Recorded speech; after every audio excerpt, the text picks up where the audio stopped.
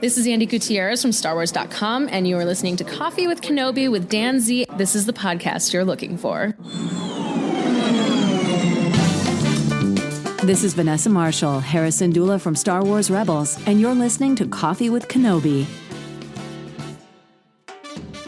Joining us today for a cup of coffee to talk about the 8th episode in Season 1 of Andor. The episode is called Narkina 5.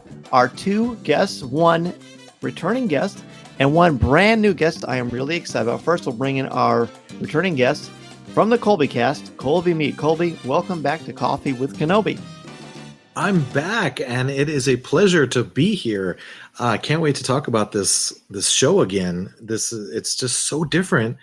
I just can't wait. Thank you for having me back. Of course, yeah. You've been on now talking about Andor twice, and I don't think Tom's been on yet to talk about Andor. So you're the new Tom Gross, I guess. Don't put that on me. I can't live up to those expectations. I don't know that you'll be able to laugh like Tom, but we're more than willing and excited to have you on the show. But that is not our only co-host for today's show. I also have, she is someone that you may have heard on other podcasts, as the Rebel Base Card podcast, or on the Colby Cast as well. She is from, her website / blog is The Long Take.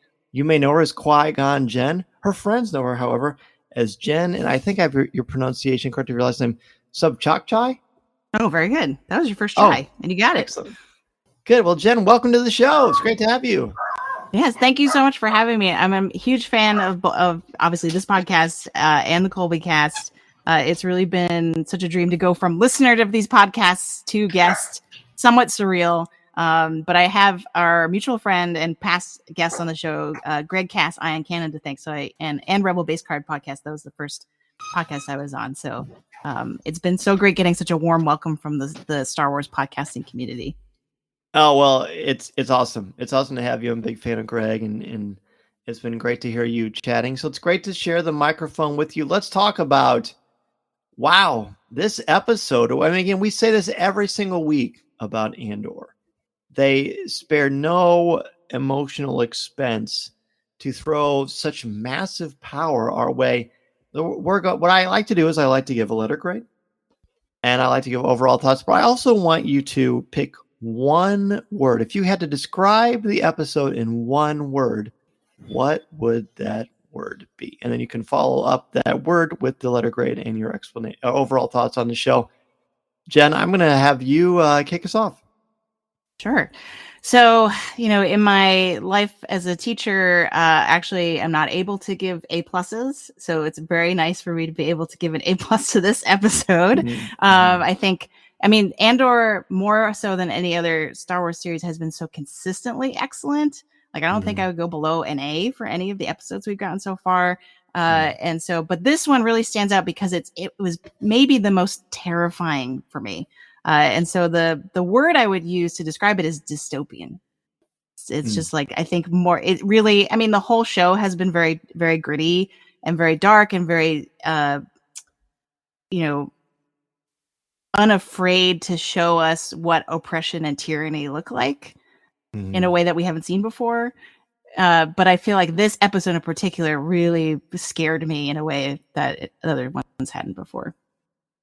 Yeah. Yes. Colby, what about you? Every time I've taken pages and pages and pages of notes on this show, because as you guys said, we talk about it on the Colby Cast too. And every single page starts off with the same word, and it's tense. It's just tense. This is a tense show. It's tense. And this episode was as tense as any of the other ones. I gave it an A because, frankly, like Jen, like you just said, I don't think any episode I've given less than an A. There is no less than an A, just with the production quality, the performances, the writing, all of that just automatically just lifts it to an A. So that content is what bumps it up for me. This episode didn't have, the punch that maybe in episode 3 or episode 6 with all the spectacle and action. But in other, it had it in other places that it counted too. So definitely an A for me. And again, this show just is not good for my blood pressure. Well, it's amazing you even have blood pressure after watching this episode. I mean, honestly, to me, this is an absolute A plus. The one word I would use to describe it is bleak. It's bleak. Mhm. I mean, I think the power of this episode is that Star Wars, we have been told, is built on hope. This episode is the antithesis of hope. There is no hope for anyone in this cavalcade of characters that we get to be exposed to. The small segments of hope kind of come early on from the ISB and maybe a possible new ISB recruit. I'm sure we'll get to that as we talk about this. But the depths of loneliness, of misery, of depression, of anxiety, of fear, I mean, it can almost choke you emotionally. And it is so well done. It just continues to be a master class. It's operatic in a very unique way. And I've been saying that this whole series feels like a Tolstoy novel to me. And I feel like it almost gets into Charles Dickens here with the oppression and the squalor and the lack of a reason to be optimistic about anything. I mean, when your sole sense of joy is maybe this food you're drinking out of a tube might have a little bit of flavor, that's pretty frightening. Plus, I have a thing with feet. I think they're gross. So, I'm sure we will get to that. Yeah. Don't watch House of the Dragon. I won't. I was going to say the same thing. There actually was on Twitter today, I think it was the Ringerverse that posted, they had a great joke where they showed a close-up of Cassian's feet right after they all take their shoes off on the transporter over, and they said, "For free?" Oh, jeez. All right.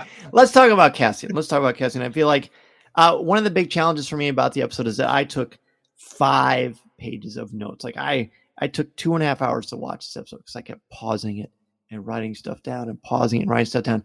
And then I left my notepad at school. So I don't have it, but I have, hopefully it registered, and everything I've been preaching to my students for years and years is going to resonate with me. So we'll see how it goes. But right off the bat, Cassian, when we see him, at the end of the last episode, the announcement, we had this time jump. It must not have been that long because we do know it's been a month since things have happened with Cyril. But he's on a new planet and he's been arrested. And as he's told us several times, I'm a tourist. In other words, I have nothing to do with the current crisis in the galaxy because I've chosen to take a vacation from life. I've chosen to live with this strange woman who we don't know who it is. I'm just going to go around and do my thing, ignore my family, ignore everything else. I've got my money. I have nothing I stand for. If you stand for nothing, you'll fall for anything. And he falls for it. He gets arrested by the Empire. He tells him his name is Keith Girgo, and he gets shipped to a place called Narkina 5. Right off the bat, we joked about the whole feet thing, but the dehumanization starts right off the bat. Everybody has to kick off their shoes. There are various degrees of wealth invested in the shoes, I think it's fair to say. And then when it clicks and all their handcuffs fly to like their armrests on the chairs and they're afraid. I always say, like, whenever we fly, whenever there's turbulence or something, I always say to my family, look, whenever there's something happens, just look at the flight attendants. If they're not nervous, then you shouldn't be either because they do this for a living. They do it all the time. When Cassian, who has seen hell, he's lived through hell, when he looks scared, then as an audience, we'd know this is serious. Like this is beyond what even Cassian Andor himself is used to. A shocking start that very much sets the tone for the bleakness of this episode. For sure. And he keeps that look on his face, that just pure terror and shock for pretty much the whole episode. And I think for me, my expectations going in, I really thought we were going to get a little bit more of a time jump between episodes where he'd already have been in prison. And I think, and that someone he'd be already trying to figure out how to get out, or someone's going to come and break him out. That was sort of my expectation going in.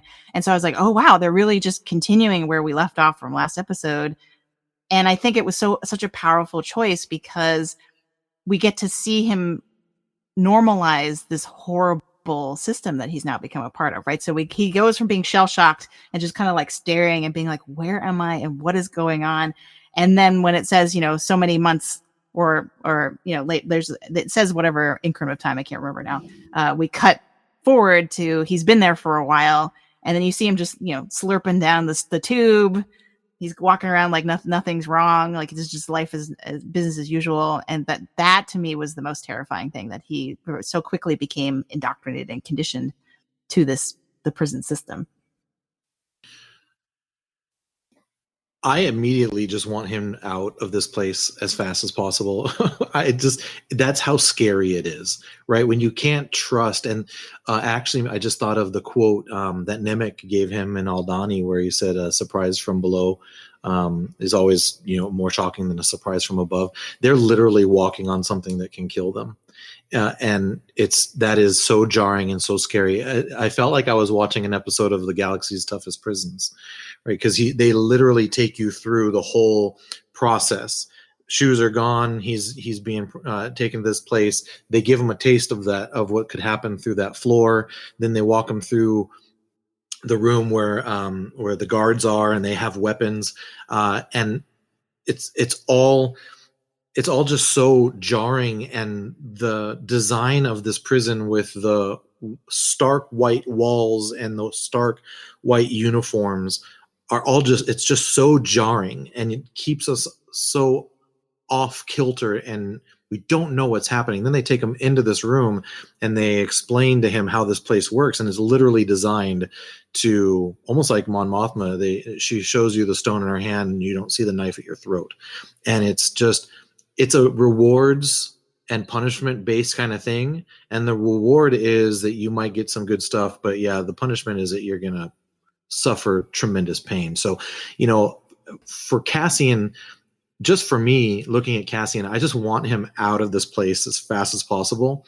And it just goes to show you again with this show, they don't mind slowing down and getting a hyper zoom on people, on characters, and places. They're not in a rush, and we're just hanging out here, and I can't wait for him to get out. I don't know how it's going to happen, but I fear for him. Well, I think, is it 5 months? Is that the time jump? I don't know. I feel like that it's either 3 or 5 months. I can't quite remember. I know either way they talk about he was there for 30 shifts, but that was after he had already worked that first shift. So that's true. Yeah, maybe it's because the text might say shifts and not time that we're having a hard time remembering. Yeah, it's hard to convert it. Yeah, because Cyril does look at those reports and say it's been a month. Yep. But then we get the time jump of how long he's been there. I think that one of the more telling things about this is when Cassian first gets there and he looks out the window and it's not after it's after he's been there for a while.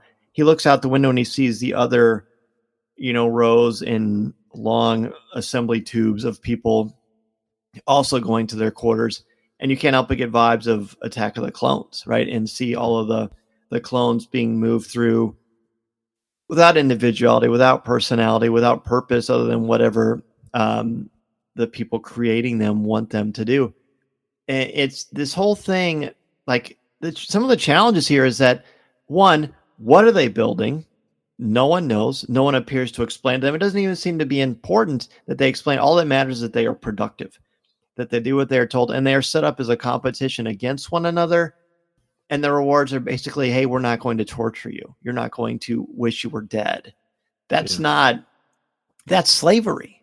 That is 100% slavery. It's indentured servitude, and it's horrific and disgusting.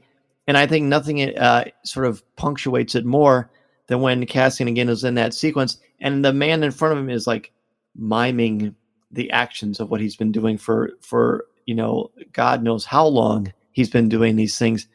And Cassian again sees the fruit of his labors, not only how what he is doing is affecting people, but how he doesn't seem to have any chance. If he stood up for what he believed in earlier for a bigger purpose than money, then maybe he wouldn't be in this situation. It's really hard to say. I don't know that he's that forward thinking about it at this particular time in his life.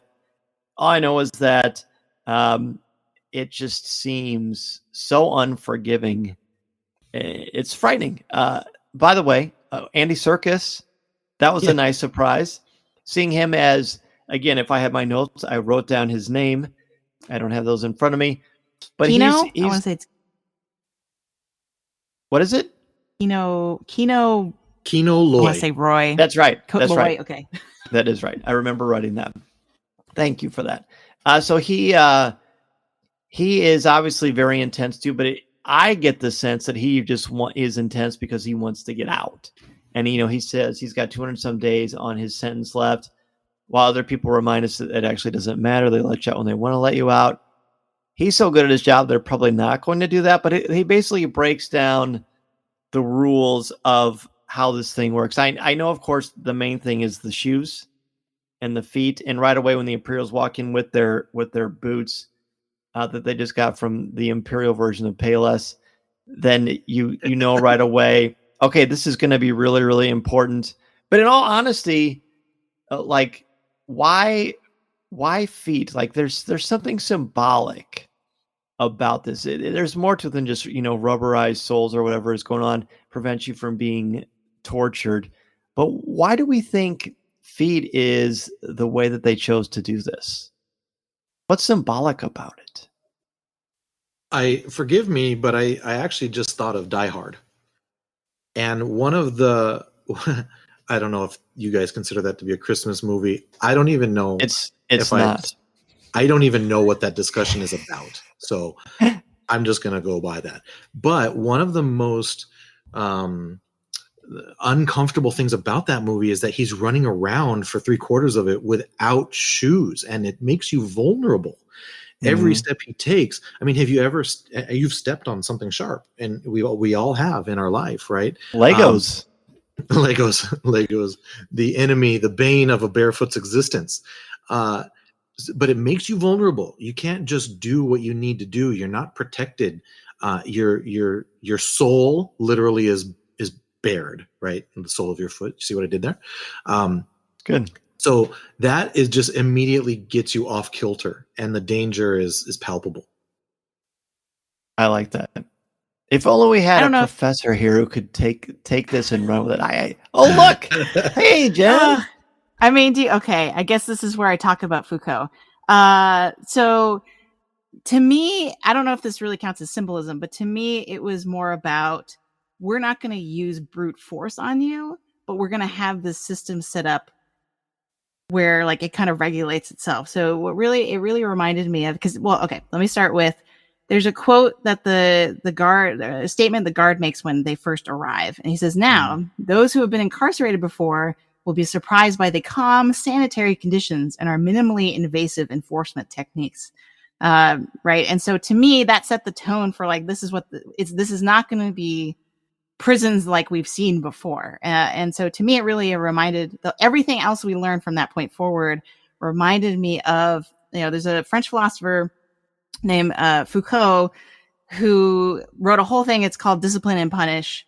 And he focuses on prisons and specifically the technique from the 19th century called the panopticon, where prisoners can't see the guards, but the guards can constantly be surveying the prisoners. And so it's this idea of like, it's this institution, self-regulating institution that's set up where it's kind of self-policing, right? So a guard never has to attack or hit or physically discipline or punish an inmate, right? It regulates itself. So the idea that the floor manager, Kino, he's one of them, and yet he's the one keeping all of them in line, is really, it's really twisted, but it's how these systems sort of like self-police, right? And so it's like, and same thing with, the cells don't have walls on them. They don't have bars, but because they don't have shoes, they've been deprived of this very basic thing that they're used to on their feet, that has made them vulnerable. So now wherever they go, they're kind of they are sort of forced to follow the system that's been set up. So there's nothing like it seems almost like there's nothing keeping them there. And yet the consequence is like almost worse by, when you get zapped.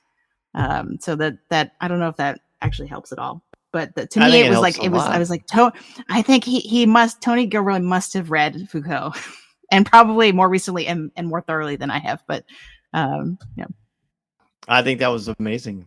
I love that, and I have not read that either, but I think that's really interesting. I mean, to me, the whole feed thing is like, everybody's still going to dress the same. Here's your little cell. It's the architecture, by the way, is so great. It just reminds me that the big room where they work reminds me of the giant lobby in the Galactic Star Cruiser. Although that one's a lot more welcoming and friendly, and you can wear shoes.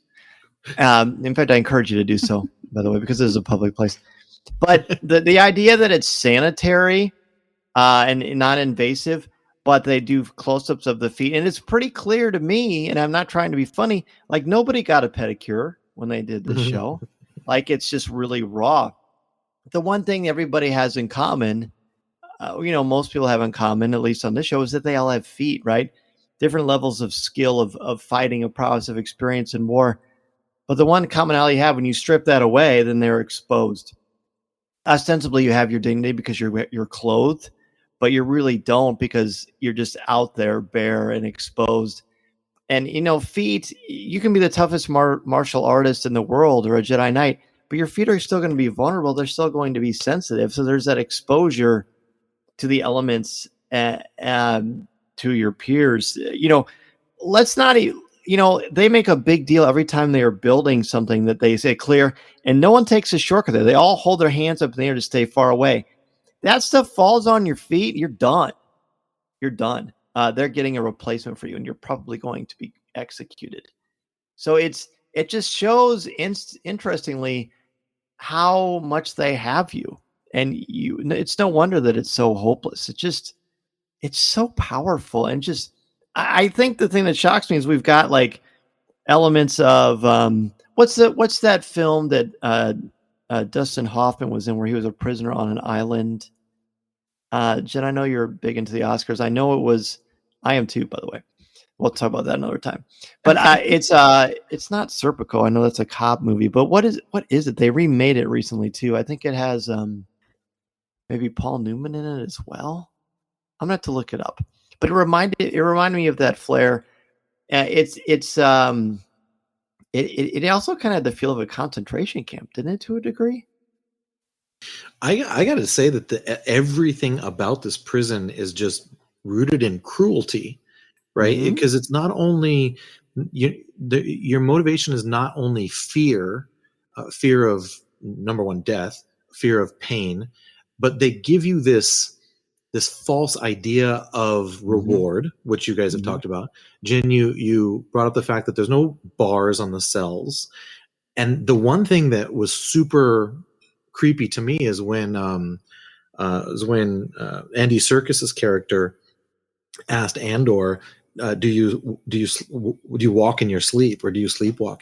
It's that's absolutely terrifying, because if you do, there's nothing to stop you, right? So the whole thing is designed. Yeah, the whole thing is designed for you to feel somewhat at ease in a sense, but just on the other side of that ease is literal death, right? And then you're doing something for a supposed reward, and these guys are literally cogs in the machine, making cogs in the machine. We don't know what these things are, but it looks like they should go on like a Star Destroyer or something big, heavy equipment.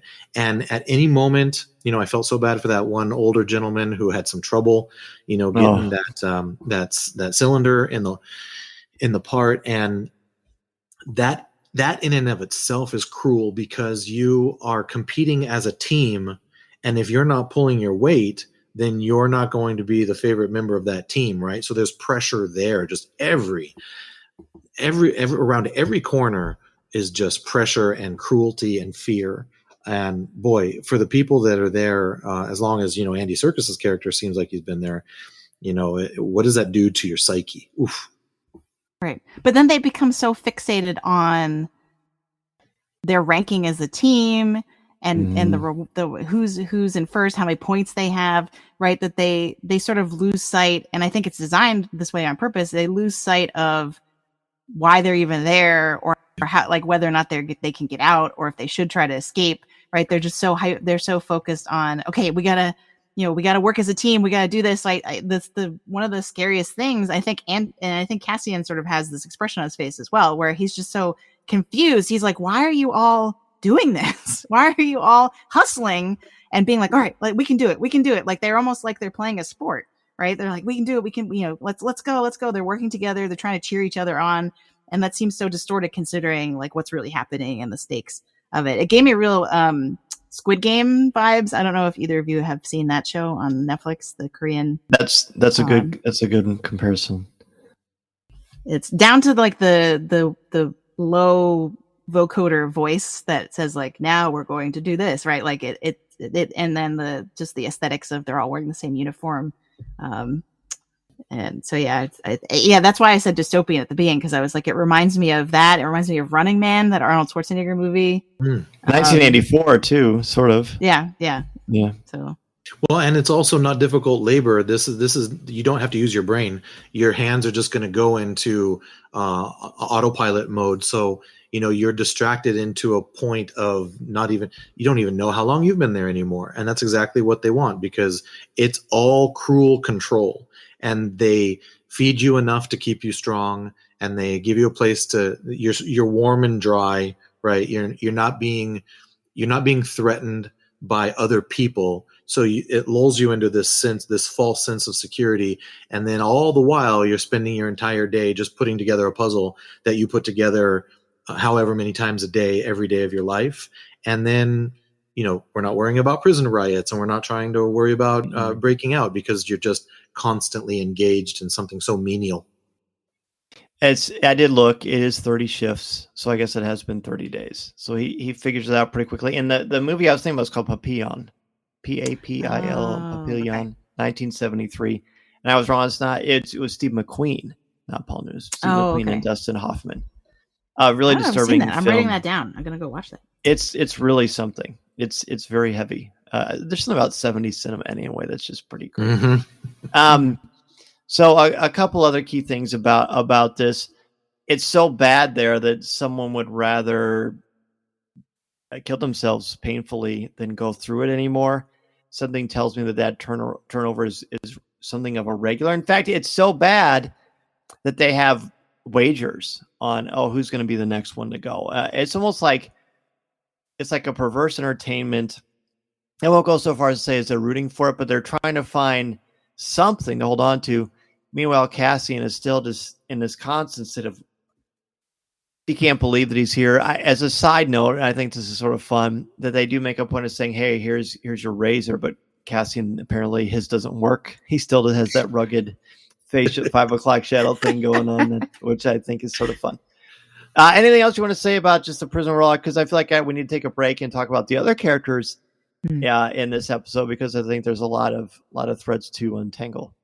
Just that, to me, this feels like, because this as far as we know, this is the first in a 3-episode arc again, right? So I think to me it's going to be a prison break story, which is crazy, because right now it seems impossible for them to break out of this prison. Like, I don't know how they're going to do it. Like Colby was saying, Clint Eastwood couldn't do it. Right. This is no Shawshank Redemption. Like, this is like they're trapped there. I don't know how they're going to get out. So yeah, I think I'm looking forward to seeing what is the thing now that Cassian's been kind of lulled into a sense of like he's part of the routine now. What is the thing that's going to snap him out of it and get him to start conspiring with this new team that he has to break out of the prison? I just want him out now, please. The Empire might have other ideas in mind. I love the delicious irony too that the Empire is feverishly trying to find him. Everybody's trying to find him, and he's right there. He's not going anywhere. They've already caught him. They just don't know. Boy, he is going to be so lethal when he gets the upper hand. It's going to be really something to watch. Well, let's go ahead and take a break as we continue to marinate on Cassian's plight. When we return, Jen and Colby and I are going to look at the other characters in this episode, including Mon Mothma, Cyril, and Daedra. I'm Dan Zare, and this is Coffee with Kenobi. This is Vanessa Marshall, and you're listening to Coffee with Kenobi.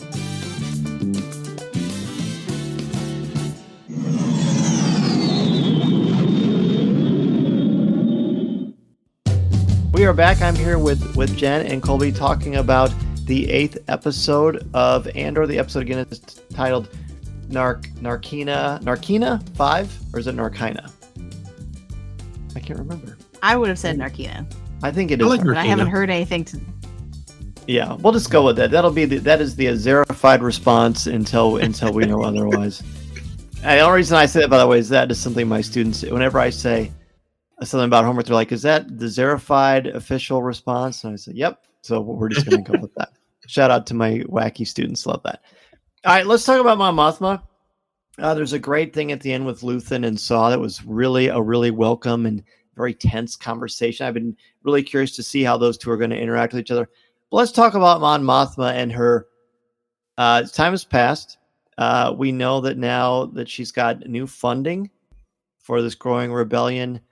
She's running into problems. There's a great conversation piece where she and several other upper echelon members of society, at least as far as financially appears anyway, they're commenting on their opinions of what's going on with the Empire and the Emperor himself. They've got some fairly curt words about him, which I don't feel like they would say if he was in the room. Maybe they would. Honestly, they seem so disillusioned and disenfranchised with how the world is actually working and how many people are suffering. But I think there's some really meaty stuff on that bone. Well, there ain't no party like a Mon Mothma party, I'll tell you. And those parties I would not want to be anywhere near. And I was also surprised by the tone of that conversation with the group of people. And it made me think of episode 4 of the original Star Wars, where almost as a throwaway line, and I can't remember if it's Tarkin that comes in and says it, but it says that the Imperial Senate has been dissolved. We no longer, how are you going to keep control of the star systems through fear, right? These are those people. We're looking at those people having those conversations. And I just love that peek behind the curtain there of where they were, and we know where they're going.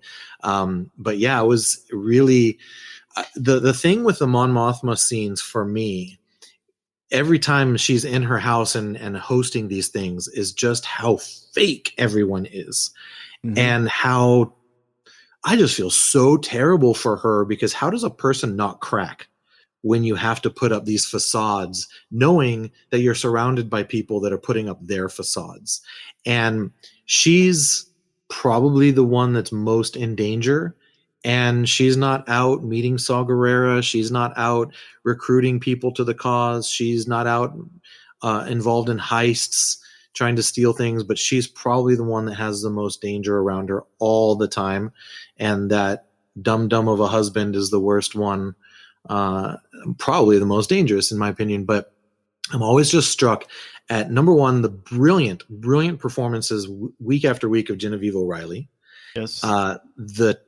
Again, this word tense, these tense scenes filled with dialogue that you feel like the whole galaxy is turning on when she's talking to Tay.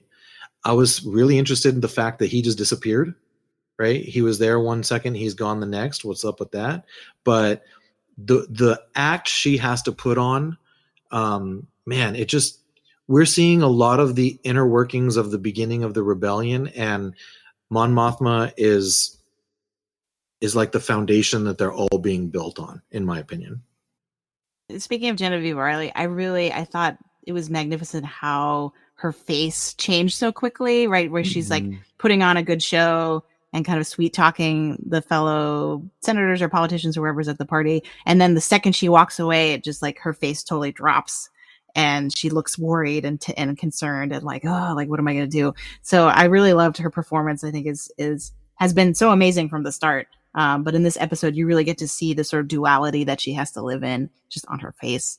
But to me, actually, like this scene did more to give me insight into her marriage than I expected, because we learn a little bit more that they were apparently the Chandrilan custom. They were married when they were 15, right? She became a senator at 16. And there's a lot of tension in terms of like how they have both kind of drifted apart over time, right? That she refers to him. Do you remember when he was a firebrand officer or something like that, right? And then how things have changed, because now he seems very like indolent and he's a fat cat annoying now. Mm-hmm. Right, yeah. And probably is either my money is on one of the members of her family turning on her or turning her in or something like that. I don't know, that's my biggest fear. But yeah, and that even something as subtle as, and that's why I love the show, it's like everything means something. The squibs or the squigs or what, I don't remember what they were called, the like little alcoholic worms that they were putting in the drinks. The idea that like he's kind of giving her a hard time for not wanting one, and she's like, I've lost my taste for them. And that's, to me, that's just said so much about like the nature of their relationship, how they both have changed over time. And it was great. Symbolic, extremely symbolic. Yeah. They're sitting around at this party, and this is the casual conversation. They say that Palpatine is frustrating. They also mention that he's too easily provoked and that he's overreactive. But then they talk about, he says what he means, but let's be honest about this here. He's going to keep us safe. And then Mon Mothma starts to become more assertive in her little social circle. And she goes, okay, what does that mean, public order? And she says and then one other senator says it's an awfully big box. The empire is supposed to protect us. We've got this P-O-R-D legislation. Mon Mothma says quite astutely, how much protection is enough? And a couple of people are like, hey, surveillance all the time. If you're not afraid of anything, then what do you have to fear? At no point is there any consideration to someone's rights, their dignity. It's all about paranoia and fostering mistrust. But ultimately, the conversation can't go anywhere because they laugh the whole thing off. She says to one of the senators, do you feel under threat? And the gentleman says, yeah, I'm afraid I'm going to have too much wine. I'm going to have too much Chandrilan hospitality. And she smiles. You can tell even for this, a little crack in that veneer starts to show. We know it because we know her and we know her arc. But everyone here is so, fat cats is the thing I keep thinking of. They're just so full of themselves and their luxury. That's like, ha, ha, ha. They wouldn't care about the peasants. If you watch any episodes of Tales of the Jedi, the things that Count Dooku sees in the first episode that he experiences, and I won't spoil it if people haven't seen it yet, but it's not unlike the disdain. Like if Count Dooku was in this room now before he turned to the dark side, that might have done it. That might have ignited that shit. I feel like this is kind of a key scene because while it's not necessarily the catalyst that propels her into further action, because we saw in the previous episode that she and Luthen kind of agree on the best way to kind of move forward. I feel like this was a big step. And surprisingly enough, and Jen, feel free to tell me I'm wrong, but I almost saw when they were reminiscing about their history together, I actually saw for a fraction of a second, I saw that they actually were in love at one point. And it gave me some sort of a hope that maybe he'll do right by her again at some point. I hope. I mean, he's done nothing to show that. I hope that too. Yeah, he's been nothing but a jerk that tries to look like Qui-Gon Jinn. And just a complete slovenly buffoon and a jerk. But I hope that there's a part of him that can possibly change. And maybe I'm just panhandling and I'm only going to find rocks and not gold. Probably. Yeah, I don't know. I'm not as, I would love that. I'm not as optimistic about that. To me, I read that as more, it's kind of, she's being wistful about the past. Like, oh, once, and because the key line there is like how things have changed. And she means that on so many levels. Like she means that politically, she means that in terms of their relationship. It has a lot of layers just to that one statement. And so I feel like, and I don't know what are they, do you think, actually, let me just ask, do you think they're setting up some kind of jealousy love triangle, or at least from her husband's perspective with Tay? And maybe, is that what he's going to think is going on? And it's really that they're working together, they're conspiring together politically. Is it both? What is your read on that right now? I can see a replay of what happened with Bix and Tim and Cassian from the second and third episodes. I could see that as a potential angle, although I feel like that's too easy of a carrot, but maybe. I do want to be really clear on this. I don't think that Mon Mothma has any kind of torch for him. I think she is very focused on something else. I feel like he is a small man and a small person in his stature and in his sort of his moral compass. I feel like in his heart of hearts, part of the reason he acts the way that he is she is larger than life. And she is a tour de force in this galaxy and in the Senate, in her household. I feel like he's intimidated by her. And I feel like that's part of the reason why he's such a complete jerk, is that he knows in his heart of hearts that she is what is the joke that people say, you know, you outkicked your punt coverage when you ended up being married to this person. She is so out of his league, and in his fancy wares and his fancy drinks and his drinking squids, which who knew that would actually be a part of connecting those dots together. He knows in his heart of hearts that she's too good for him. She's too good for him. And he tries to keep her down. I hope he will stop acting like such a jerk, but it's not going to happen. I think that if you ever find yourself at a sabacc table with Mon Mothma, that you should get up very quickly because she's going to take your money. That's right. I think she's playing her husband. And I think that is part of it. She has to play the role of, here, hold on, let me sweeten up your fizzy worm drink here real quick. But there's no fizz there, and there hasn't been for a long time. But she knows that she needs to basically acquiesce to him to keep him complacent, to keep him where he's at. And I absolutely think that he is jealous of Tay. He eagle eyes them the moment that he walks in the room. And to the point where last episode, I even questioned myself, is he going to rank her out? Is he the one that's going to cause the most danger, right? Because he was just so, every step they took, he was right there behind them, and similar to this episode as well. But I thought it was interesting that you brought up the PORD, and I never thought this is one of the things that's such a surprise and a pleasant surprise to this of this show. A piece of legislation is becoming central to the success of the rebellion. So we have this explosion right on Aldhani, and that has a cause and effect, and that's causing Luthen wanted this the whole time. It's causing the Empire to overreact, and it's taking the form of this public order resentencing directive. And we see that with Cassian, right? A 6-month sentence and now a 6-year sentence. All these new people in the prisons. So it's being brought up again in this party setting. And I think it's just so smart and interesting that we're seeing how these steps are working, right? There was a scene in today's episode, I believe it was when Luthen left Coruscant, and he just flew out into space. And it made me think again of episode 4, the Death Star. And that is, to all of us, that was the beginning, right? The beginning of the story. The PORD Andor, this series, is reframing that as the culmination of years of manipulation and chess playing.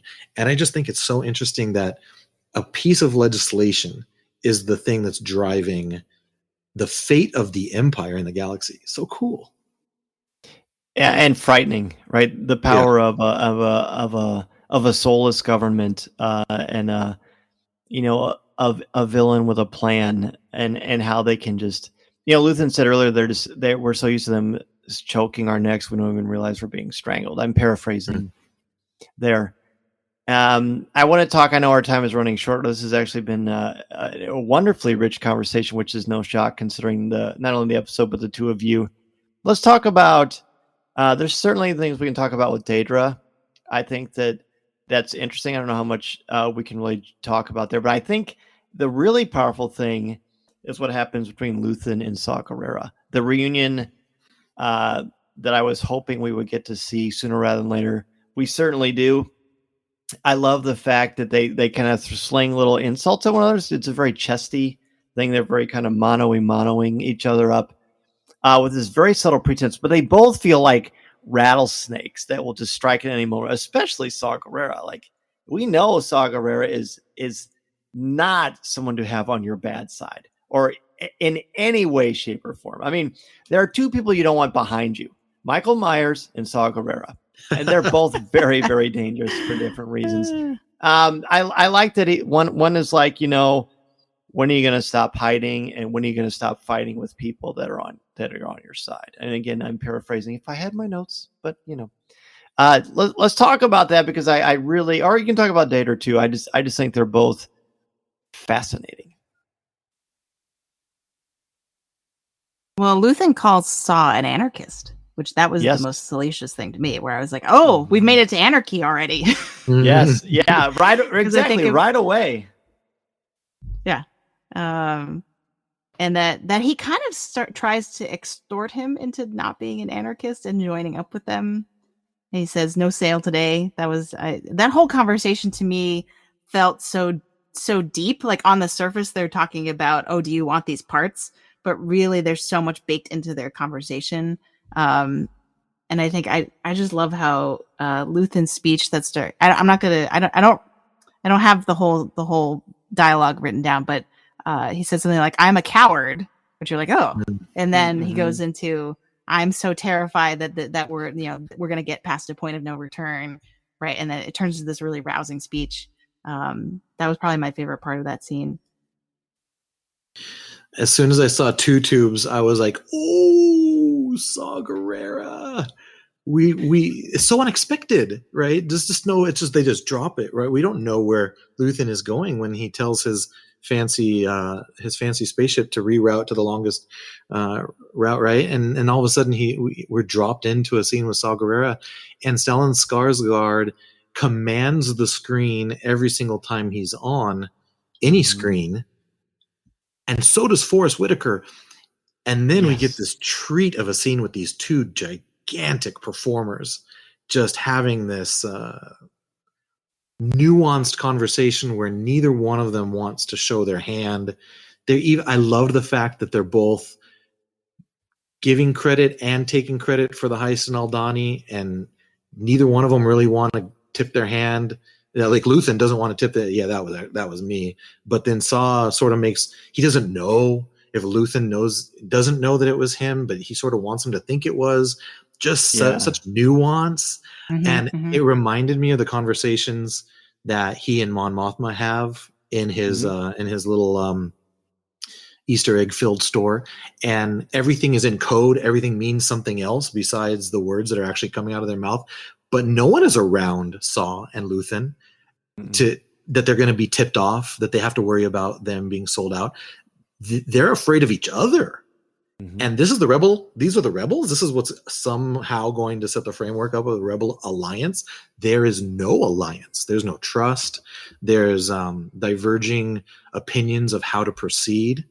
And it's so layered and nuanced, and the performances, the writing. That's why I said every episode is just going to default to an A. It's because this is what we're getting every single week. Where even if nothing blows up, or we don't see hyperspace, we'll need to see any of these things, because we get these juicy, delicious performances. Well said. The depths that these creators are taking and giving us, showing us the power of the human condition and the human interactions and the lack of them, and what that does to your soul, and how it's causing such dissension. It's a wonder rebellion even started with as much mistrust there is, but it's understandable, because Saw Gerrera, I think it's pretty well established that he doesn't like the Empire very much, so he's not going to betray you. But I do feel like he would stab you in the back for his own purposes if he thought. He's very, adamant and self-righteous. A sociopath who's self-righteous is pretty scary. And I think it's fair to say he probably is a sociopath. I don't know. Is he? He knows right from wrong, but he chooses. It's tricky. I'm clearly not a counselor. What do you think, Jen? Well, I just kept thinking of the line he has where he says something like, my sense of purpose is clear. And it's so declarative that that's the potential for it to be like, oh, like he said, like that's the kind of thing a villain says. Right? Where he's like, I believe that it's not that I'm doing bad things. And it doesn't matter if I know that they're right or wrong. It's more that I think that this is, even if everyone else thinks it's wrong, I think it's right. This is the right thing to do. And I'm going to stick with that. Right. My sense of purpose is clear. So it sort of becomes clear that he's not going to budge, and he's not going to compromise that sense of purpose just to team up and gain support, or even gain supplies that he needs. Right. I think Luthen kind of implies that they're sort of, living on scraps, right? Mm-hmm. They're not like a flush operation necessarily. And I think he tries to leverage that. He's like, you really need these parts. Are you gonna starve for your principles, basically? And right. The answer is yes. But yeah, to me, this scene really clicked into place the idea that this show is the origin story of the Rebel Alliance, right? Because I think when we start A New Hope, the Rebel Alliance is already unified. It's already a thing. That's all there is at that point. All the factions, there's no mention of any factions or anything. And so what I'm really enjoying in this episode with this scene with the two of them is that it really puts into perspective, like, no, there is no Rebel Alliance. It's fragmented into these little subgroups. And so the idea is like, how are we going to get to the Rebel Alliance? And that's really exciting. Right. Yeah. The path to hell is paved with good intentions. Right. Isn't that basically the line? Well, gosh, I mean, I feel like there's so much more we can discuss about this episode, and sitting here listening to the two of you talk is wonderful to me. I could just sit back with my cup of coffee and listen. And fortunately, both of you are regulars on podcasts, so we are fortunate for that. Jen, I was fortunate to talk with you on the Colby Cast, talking about the finale and the entire season 1 of She-Hulk. But it's been great having you on Coffee with Kenobi. You are certainly welcome to come back anytime. Please let everybody know about your amazing work and where they can find you online. Yeah, well, first off, thank you so much for having me. It's been a real pleasure. And again, thank you so much for what you do for the Star Wars community and really fostering a sense of community through Coffee with Kenobi. I think as a listener and now a guest, that transition is really surreal because, I'm used to hearing your voice all the time, not actually talking back.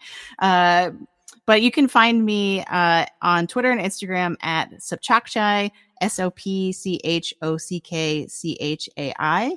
I'm usually posting stuff about things I'm watching, mostly Star Wars and Marvel, but also, things from my Star Wars collection. I have a healthy collection of Funko Pops that keeps growing. So I'll be posting about that usually. And you can find my writing at thelongtake.substack.com. And if you subscribe to that for free, you can get my reviews. So I haven't finished my review for this episode. So if you go and subscribe, you'll be the first to receive it when I finish it, hopefully in the next couple days.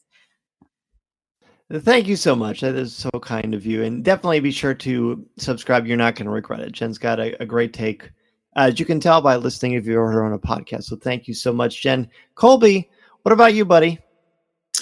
Well, yeah, you can hear me talk to my two 20-something-year-old sons, Caleb and Luke, where I basically read Jen's The Long Take and then just start talking about stuff that she writes. I'm only partly joking. But I also, again, because something that Jen just said, because of you, sir, you have built this great community where I've met a lot of people, and I invite them on to talk about a bunch of fun things on the Colby Cast, which is Star Wars and Marvel, House of the Dragon, all kinds of stuff, and movies that are going to come out. And we just try to have some fun, and good people like yourselves join me. And I really appreciate all that. So we have some fun about whatever it is that might be on the table to talk about. You can find the Colby Cast on Twitter and Instagram at the Colby Cast. And you can find me on Twitter and Instagram, my personal account at crosschecked3, the number 3. And thanks again for having me on, Dan. Oh, my pleasure. This podcast is not endorsed by the Walt Disney Company or Lucasfilm Limited. It is intended for entertainment and informational purposes only. The official Star Wars website can be found at www.starwars.com. Star Wars, all names, sounds, and any other Star Wars-related items are registered trademarks and/or copyrights of Disney and their respective trademark and copyright holders. All original content of this podcast is the intellectual property of Coffee with Kenobi unless otherwise indicated. This is the podcast you're looking for.